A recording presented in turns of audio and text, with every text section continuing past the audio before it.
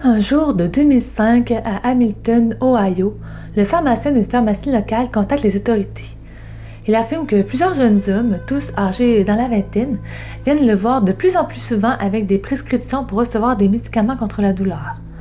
Et ces prescriptions viennent toutes du même pédiatre, Mark Blackenberg. Bon, évidemment, les policiers se posent des questions.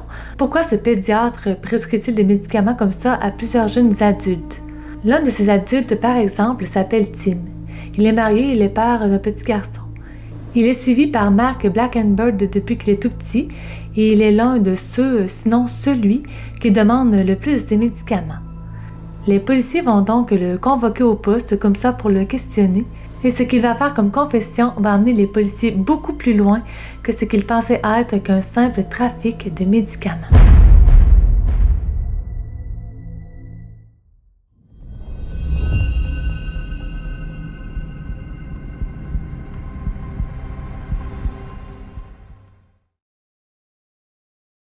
Bonjour tout le monde et bienvenue sur notre chaîne. Ici, on traite de plein d'histoires de jumeaux et de jumelles, qu'elles soient tristes, dramatiques ou incroyables.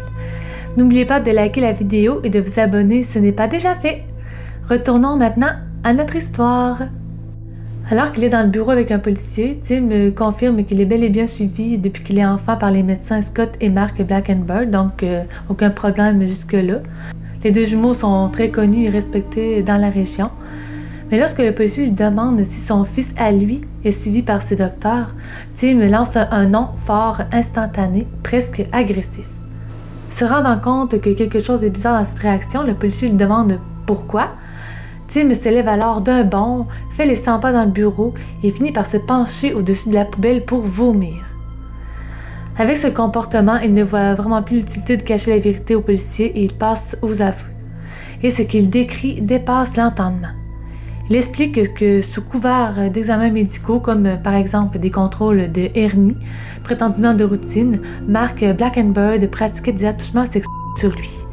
Ce n'étaient pas des gestes médico-professionnels, c'était vraiment des abus clairs, répétés, déguisés derrière sa blouse blanche et son statut de pédiatre respecté.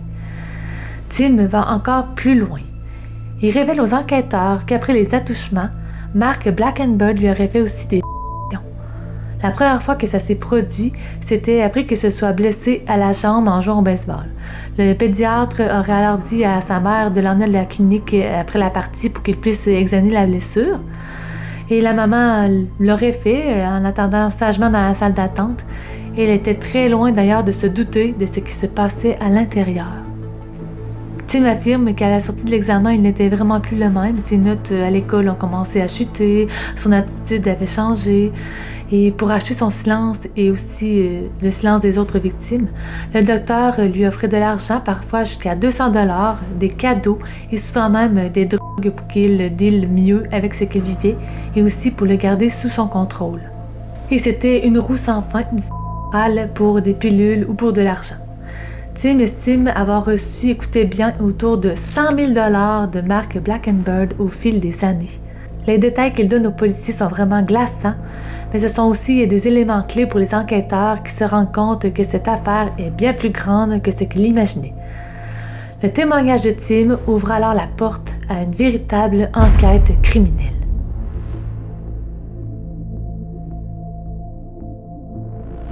Comme on vous l'a dit un peu plus tôt, les jumeaux Blackenberg étaient connus de tous dans le quartier. Ils y ont d'ailleurs passé toute leur vie. Ils ont grandi sur Season Street avec leurs parents.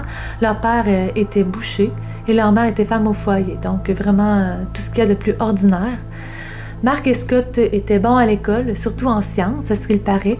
Ils étaient aussi très proches, comme le sont habituellement les jumeaux, mais ils étaient aussi très timides. Par exemple, ils préféraient lire que jouer avec les autres enfants de l'école. On les trouvait d'ailleurs un peu étranges à cause de ça, car ils n'avaient pas vraiment d'amis, mais on n'y portait pas trop attention parce qu'on pensait au final qu'ils étaient peut-être simplement introvertis. Ils ont, sans surprise, fait des études similaires en pédiatrie, d'où ils ont gradué en 1982. Et ils ont ensuite ouvert un cabinet ensemble. Ils étaient proches des enfants et ils étaient aussi très bons dans leur domaine. Mark et Scott coachaient aussi une équipe de baseball, la Hamilton West Little League, et même s'ils n'étaient pas très bons dans ce domaine, les enfants les adoraient. Scott était aussi passionné de photographie. Il prenait des clichés des enfants pendant qu'ils jouaient, donc vraiment rien d'alarmant, simplement deux jumeaux qui s'amusent avec les enfants du quartier. Mais ce qui était un peu bizarre, c'est que les jumeaux, maintenant dans la trentaine et devenus des médecins réputés, vivaient encore chez leurs parents sur Susan Street et n'avaient jamais eu de copine. Ils avaient une fois acheté une maison ensemble où ils avaient vécu environ une semaine, mais ils étaient retournés vivre chez leurs parents. Après leur réemménagement au domicile familial, la maison qu'ils avaient achetée leur servait de party house. Les deux médecins qu'on surnommait affectueusement de Docs jouaient aussi au poker avec certains policiers, professeurs et autres personnes du quartier. Ils y invitaient aussi à l'occasion les jeunes. Ça aurait pu encore une fois alarmer certains parents, mais les enfants aimaient s'y rendre et ne se plaignaient pas. Alors, on n'a pas vraiment posé plus de questions. Mais maintenant, après les révélations de Tim, les policiers se décident enfin à aller perquisitionner chez les jumeaux et à leur bureau, et ce qu'ils vont découvrir fait froid dans le dos.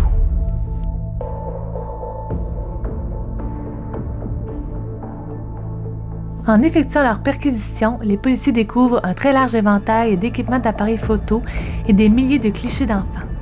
Les enfants n'étaient pas nus, mais ils étaient pris dans des angles pour bien voir leur entrejambe par exemple ou leurs fesses. Ils retrouvent aussi plusieurs centaines de milliers de dollars en liquide ainsi qu'une liste de paiements faite aux victimes. Et la chose encore plus bizarre qu'ils vont aussi découvrir dans l'un des tiroirs est un préservatif utilisé et remis soigneusement dans son emballage comme un genre de trésor qu'ils auraient voulu garder. Les policiers sont sûrs de tenir là la pièce à conviction qu'il leur faut pour cette affaire, mais ils vont être surpris. En faisant analyser l'objet, on découvre qu'il n'y a qu'un seul et unique ADN sur le condom. Et on le répète souvent dans nos vidéos, les jumeaux identiques partagent le même ADN. Donc, en plus de travailler ensemble, de vivre ensemble, ils faisaient aussi des choses sexuelles ensemble. C'est la première fois qu'on entend une chose pareille. Vous allez peut-être nous écrire en commentaire que c'était sûrement mieux comme ça que de faire plus de victimes. Vous avez raison, mais ça reste tout de même perturbant. Les policiers sont aussi très surpris des résultats, mais décident de ne pas déroger de l'enquête principale. Après l'annonce dans les nouvelles locales, 3 autres victimes vont au commissariat dénoncer ce qu'ils ont eux aussi vécu. Il semble que Mark ne choisissait pas ses victimes au hasard. Les enfants, principalement âgés entre 9 et 13 ans, vivaient tous dans des familles dysfonctionnelles ou en difficulté financière.